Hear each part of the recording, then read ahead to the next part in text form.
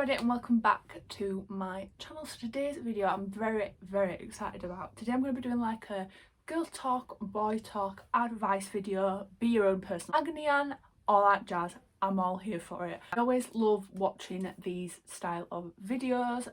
In my 23 years nearly of life, I feel like I've had quite a few experiences that I could probably share with you, give you some advice on what to do for the best, what not to do, because I've made a lot of mistakes. I see some DMs off you guys asking for advice and you were happy for me to share it in a video, because I feel like even if I help one person out, that's amazing. I feel like even if you don't, you'll have experienced or known people experience this. So we're here for a chat. I'm always honest, I'm always open on my channel. So I thought let's sit down and have like a big sister chat. We love having big sister chats. Let's get straight on with it. If I'm looking away from the camera, it's because I am reading. I've wrote them all down on a piece of paper of what I wanted to answer. So let's get straight on with the first one. The first one is, I'm 15 and I don't know whether to go on the contraceptive pill. I get really bad periods, what should I do?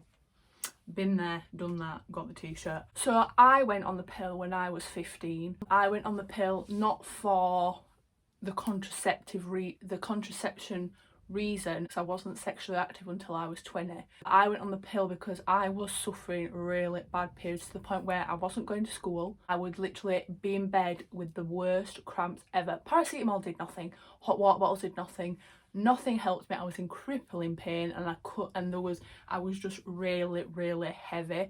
Now every person differs. Some people don't even have like cramps, some people get it really bad. I'm one of the people that get it really bad. So I made the decision to go on contraception at 15 and it's the best decision I ever made. My periods are so much better now. I literally get them for like 4 days and they're not even bad. Like I can schedule them so I know when they are. That was another thing.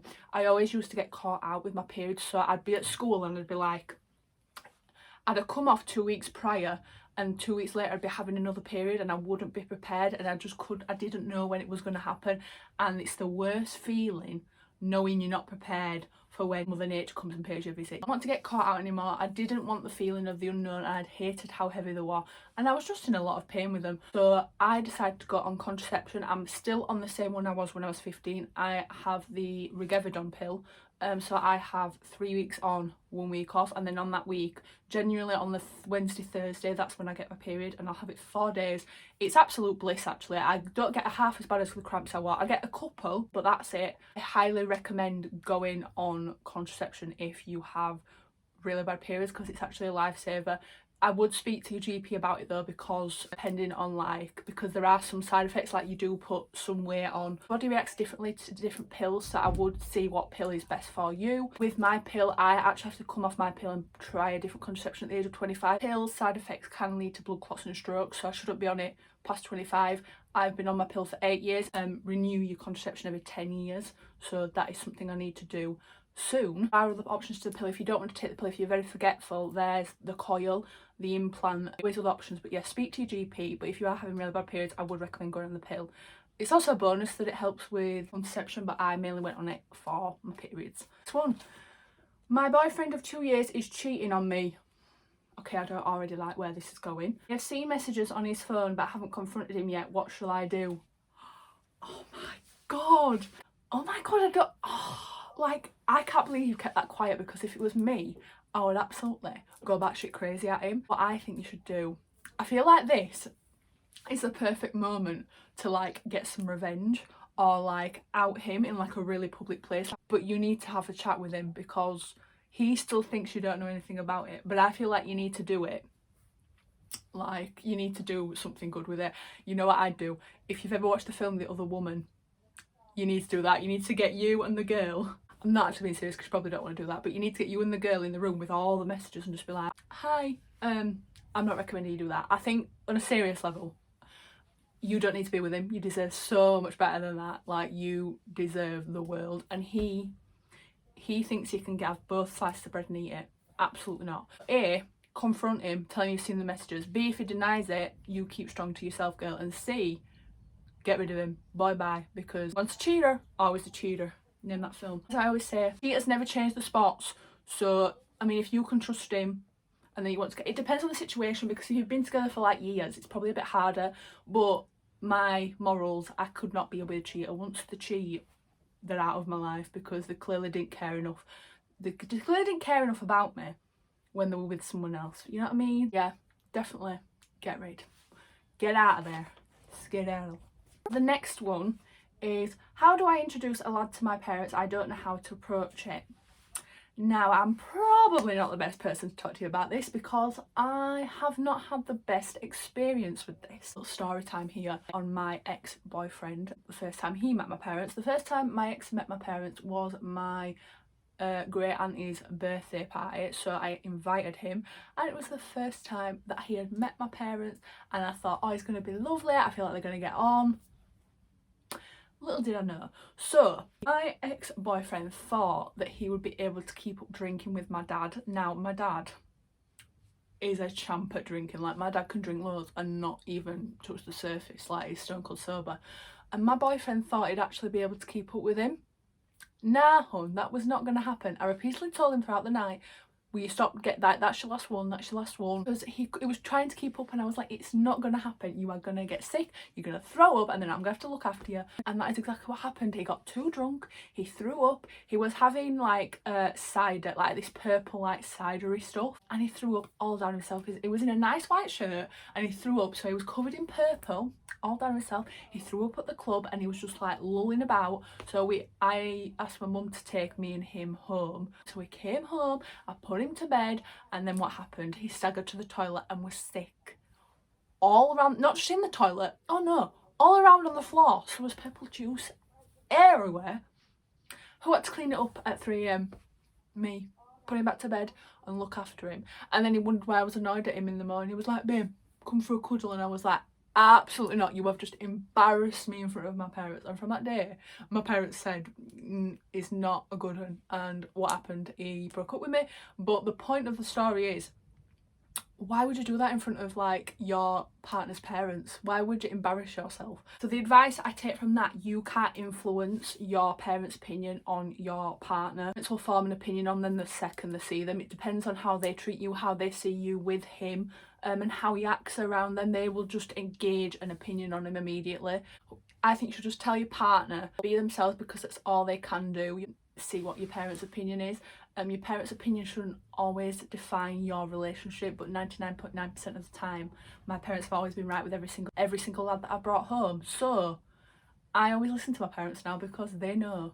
They see it from an outsider's perspective how they are with you. So just take it on board. You don't have to listen to it, but take it on board. The next one is, the boy I am seeing is keeping our relationship a secret. What do I do? Girl, run. You see the door?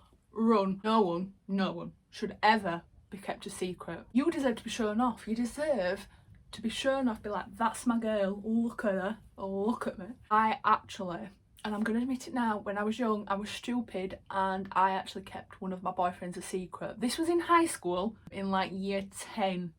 I kept my boyfriend at the time a secret because I had a really, I'm just going to quickly breeze over the subject. I had a really toxic best friend at the time. She didn't like me having a boyfriend, she didn't like me seeing people, she told me what to wear and what to do, etc, etc. I didn't want to tell her in fear of losing her because I thought she was my only friend, but I did actually keep him a secret, which I regret so much now because it was horrible for him, it was horrible for both of us, and I've learned from that you don't keep people a secret. I've also been on the other end of that, and I've also been kept a secret. I was speaking to this lad in the army who I didn't know had a girlfriend, turns out, and then I found out, and I found out that he was using me as a side chick. Never, girls, never be a lad's side chick. Never. It will only end badly. You will catch feelings, it will cause you heartbreak, and you're not needed. He don't deserve you. Why does he get to have 2 girls? Nah. Very ashamed of what I did in those 2 situations, but you've got to go through mistakes like this to learn, to grow, and know to never do it again. The next one is, what are your shaving tips? I suffer really bad from strawberry skin and your skin always looks smooth. Oh, thank you very much, but I'm not gonna lie to you, my skin does not look as smooth as it does in my photos. I do, if I don't shave properly, get strawberry skin on my legs, so I do feel you on that one. My best advice for shaving is, I personally, for myself, I use an epilator, and ever since I use an epilator it's been a godsend. I did used to shave like everywhere, legs, armpits, down there, but I just noticed that the hair was growing back so quick. I could never keep on top of it, and it just left like little black dots under the skin, and I hated how it looked. So I got an epilator when I was, I want to say 16, and I've used it ever since, and I absolutely love it. It actually pulls the hair out. You can't see all the bobbly bits, and it takes a lot longer to grow back as well. Like, I can like epilate and I can go a good month without having to do it again. The thing with an epilator is you have to let your hair grow again before you can get it, because you've got to let it grow so it's got something to hold on to pull out. My shaving epilating routine is I will exfoliate with a good scrub. I love the Superdrug vitamin E scrub, that's really good. I will exfoliate, warm water. You have to put warm water on your skin before you shave or epilate, because it opens your pores, and when you're pulling the hair out it doesn't like cause like damage to your skin or like a break, so there's like a little strawberry skin starts happening. Exfoliate with, and then like have a shower. So I exfoliate in the shower, get out, I'll epilate, and then I'll go over and exfoliate again just to make sure there's no ingrown hairs and just to do an extra thorough check. And I will moisturise. You need to moisturise after you've shaved. It's so important because your skin will be so dry that I'm just like lathered up, and that's my shaving routine. Next one is, after you've been left on red, would you text again? Never. Never. Now I've only learnt this in the past 2 years. I'm very proud of myself for actually doing this. So I stick to the 3-day rule. Give him 3 days, no texts, no calls, no nothing, no contact. If you keep running back to him, he knows he's got you. He's got you right where he wants you. He can come to you at any time he wants. You're at his beck and call. We don't want that. 3 days will make him realise that he can potentially lose you. If he's serious about you, he will come back to you. If he doesn't, move on. Why would you want to be with someone who doesn't want to be with you? Just no. I used to be that girl. That double text all the time. I'd be like, why is he not messaging me? Like, I'd get really worried about it. No, don't do that. Not like I needed him. Absolutely not. So do not let your mood be affected by if he's messages you and you're in a good mood. No, we ain't doing that. You've got to pretend like you don't care, because that makes him want you more. The more you don't care, the more he wants you. It's a bit bizarre, but that's how boys' brains work, apparently. The next one is, I really like this guy, but he likes a lot of girls' photos and has a lot of girl mates who he tells me not to worry about. Should I trust him? Honey, no. That girl is telling you not to worry about is the girl that is going to end up with being his girlfriend in a week's time. True story. I experienced this in first lockdown. I was talking to a lad and he had this girl mate that kept liking his photos and that kept noticing a name popping up everywhere, and I was like, who is this? And he was like, oh, don't worry about her, like, we're just mates. A week after we stopped talking, they became official boyfriend and girlfriend. Your gut instinct's always right, girls. Always listen to your gut. If you think there's something going on there, there's something going on there. Next one is, a boy I'm talking to likes me way more at this age and already wants me to be his girlfriend, but we've only been talking for 2 weeks. How do I tell him nicely to slow down? I've been here and done this.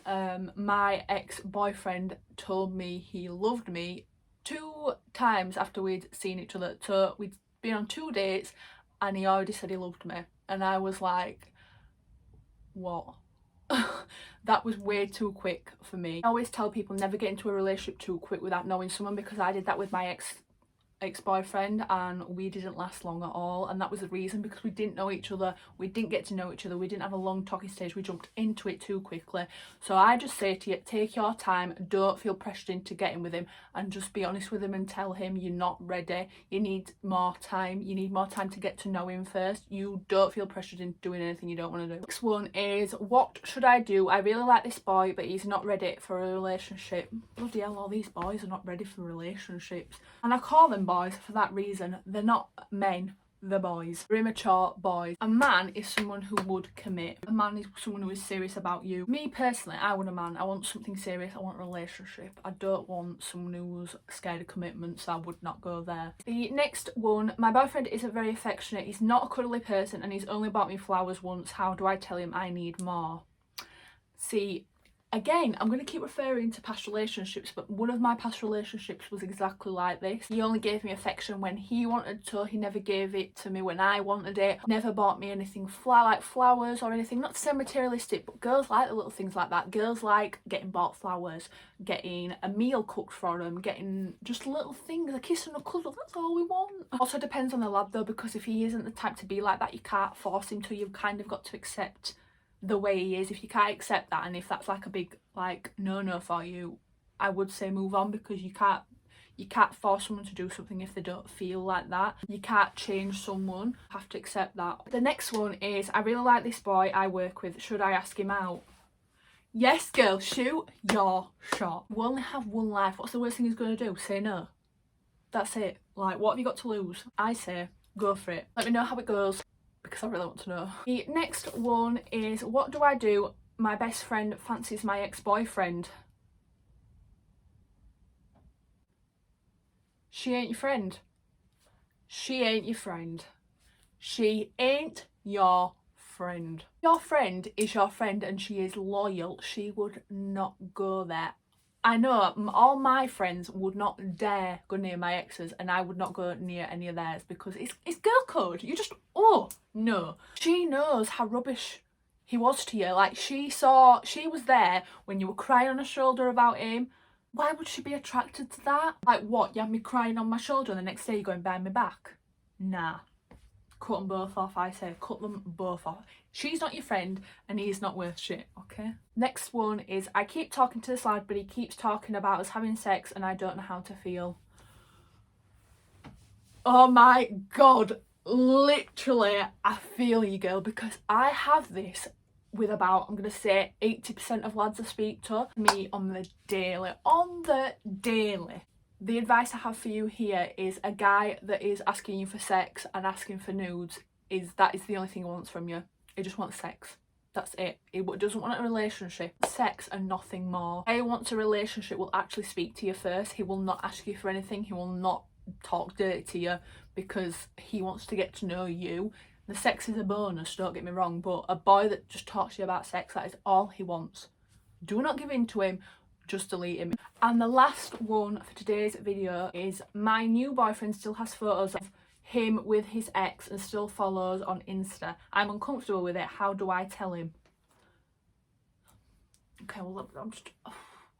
What? I would be so uncomfortable with this as well. Like, it's strange. My way of getting over past relationships is delete and block. I said, out of sight, out of mind. As soon as we broke up, I've instantly deleted everything and I've instantly blocked him, because I just can't, I cannot see them on anything, because that's my way of getting over someone. To me, if he was keeping everything, I'd feel like he had unfinished business and like he still liked her, and I'd be very worried. I don't know the situation, so I think just have an honest chat with him and you will know what to do once he responds, because if he gets all defensive about it, there's still feelings there. If he likes you all that much, it will block her for you. Yeah, it depends. You just need to see how he reacts once you tell him, but I think be honest with him, because honesty is the best policy in relationships. Yes, that is everything for this video. I really hope you enjoyed. I love filming advice videos. I feel like a little agony aunt. I've always wanted to be like, you know, in like Girl Talk magazine when we were younger. Oh my God, did anyone else read Girl Talk when they were younger? Because I loved it. Shout, Sugar, Girl Talk, like the agony aunt sections were the thing I like immediately flicked to, and I feel like I was like that today. Love being a little agony aunt. But yes, if you'd like to see more videos like this, let me know, because I will happily do more girl talks like this. Yes, anyway, thank you for watching. I hope you've enjoyed, and I'll see you in my next video. Bye guys.